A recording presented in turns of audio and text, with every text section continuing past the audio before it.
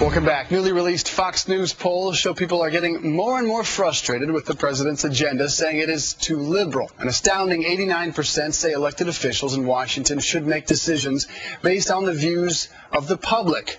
But that's not what President Obama appears to be doing. He's ruled against the people on health care, financial bailouts, and most recently immigration. So is the president out of touch with America? Here for Fair and Balanced Debate, columnist and Fox News contributor Steven Crowder and NDN senior advisor Alicia Menendez. Good morning to both of you.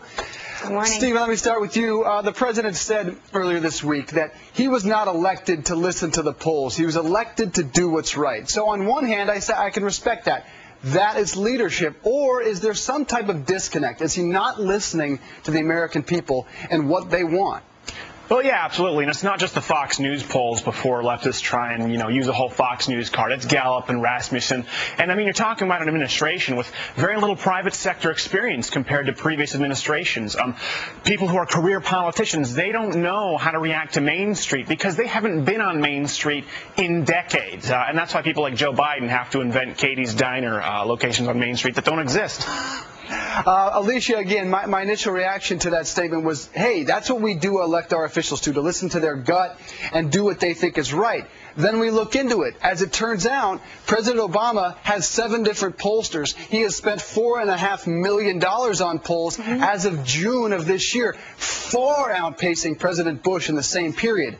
So he's not necessarily doing what he thinks is right. He's just listening to his own polls.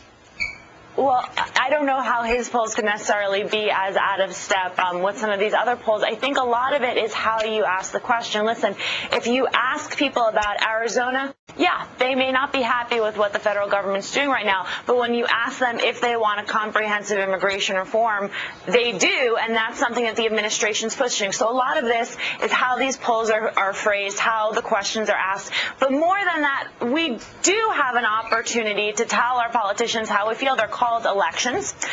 We have one coming up in November, and I think the American people are going to have ample opportunity to send a message to Washington about where they're happy and where they're not. Absolutely. You're right, but I don't really understand the comprehensive immigration reform as an argument for this administration because they don't want more of the same as a problem. That's the thing, is this president epitomizes the definition of foolish right now, and that he's continuing to do the same thing expecting different results. If there's a problem, throw more money at it. And people are going, oh, let's slow it down. How have they done the same Stop thing, spending money. He's going, so you want more money? Alicia, last word.